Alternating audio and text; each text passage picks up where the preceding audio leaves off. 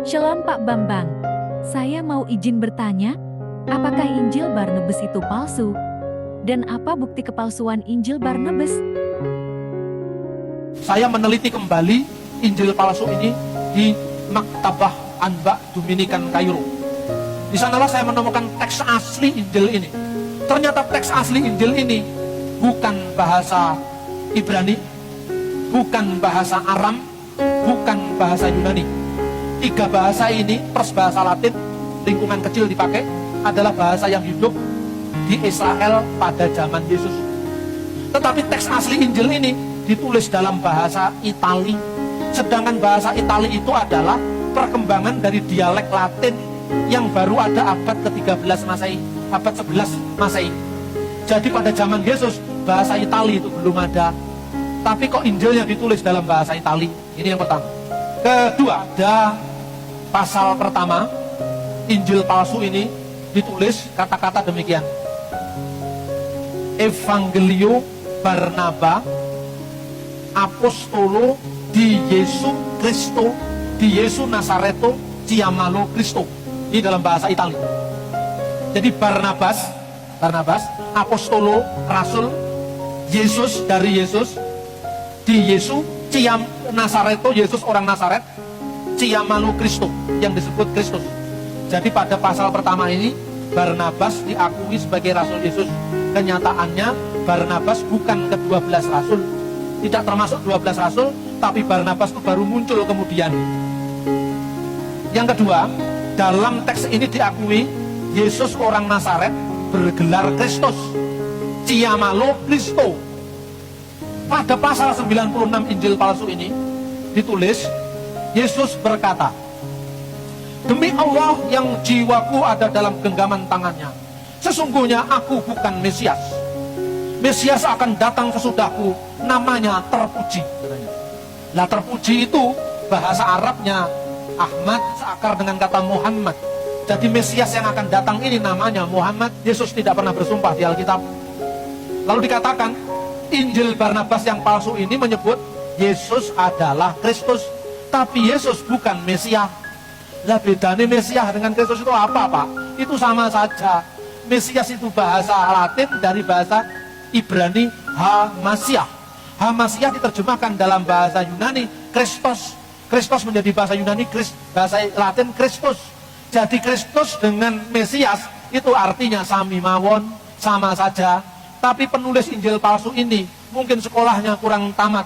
Waktu pelajaran ini mungkin dia bolos, tidak tahu kalau Kristus itu sama dengan Mesias. Adalah aneh. Orang abad pertama hidup di Palestina tidak tahu kalau Mesias itu sama dengan Kristus. Sama dengan orang hidup di Surabaya tidak tahu persamaannya antara ayam, pitik dengan chicken. Sama dengan dikatakan, makan apa Pak tadi malam? Oh, makan pitik bakar. Saya tidak makan chicken, tidak. Saya tidak makan ayam, makan pitik, aku katanya. Nggak podo aja, Bes. Pitik karo ayam karo chicken sami mawon. Kalau ada orang yang mengatakan itu, berarti itu bukan orang Surabaya, karena tidak tahu bahwa ayam, pitik, chicken itu sama.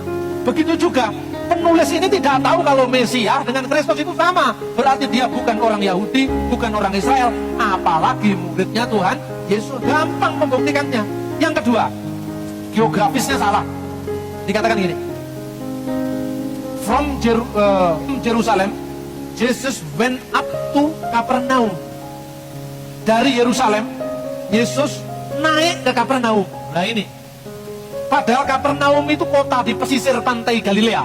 Berarti Yerusalem lebih tinggi dari Kapernaum. Mestinya from Jerusalem Jesus went down to Kapernaum. Tapi dengan went up to Kapernaum, salah lagi. Berarti penulisnya bukan orang Yahudi, apalagi muridnya Yesus.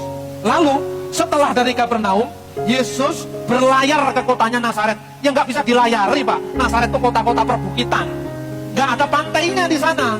Karena apa? Penulisnya bukan murid Yesus. Sama dengan orang mengatakan, saya dari Surabaya went down to Malang. Salah itu.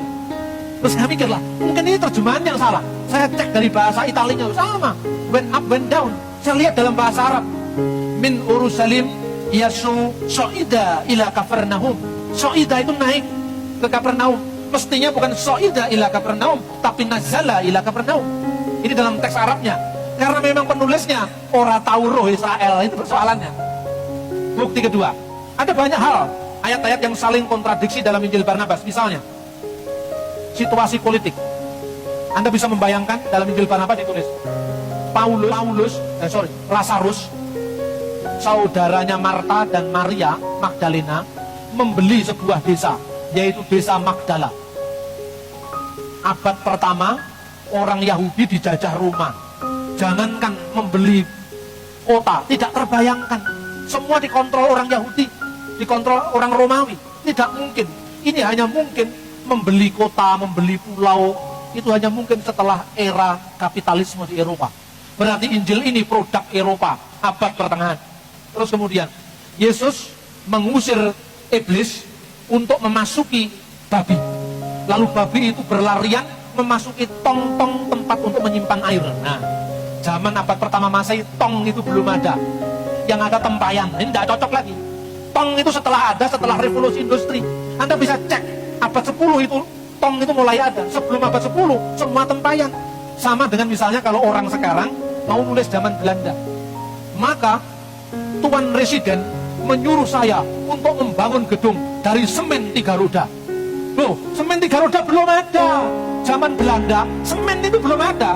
Kalau melekatkan ini pasir dengan gamping, itu pakai itu, tetesnya tebu. Semen belum ada. Semen itu baru ada periode tahun 70-an. Nah, jadi kelihatan bohongnya. Dari sinilah perlunya kritik sejarah. Penulis buku ini hidup pada masa Paus Sixtus kelima tahun 1595. Siapa penulisnya? Penulisnya ya Fra Marino yang tadi ngomong, nyolong Injil dari perpustakaan Paus tadi. Yang ngomong itu ya yang nulis. Oke Pak Bambang, penjelasan Anda sangat mencerahkan dan menguatkan iman kami. Terima kasih, Tuhan Yesus memberkati. 1 Petrus 3 ayat 15. Tetapi kuduskanlah Kristus di dalam hatimu sebagai Tuhan. Dan siap sedialah pada segala waktu untuk memberi pertanggungan jawab kepada tiap-tiap orang yang meminta pertanggungan jawab dari kamu tentang pengharapan yang ada padamu. Tetapi haruslah dengan lemah lembut dan hormat.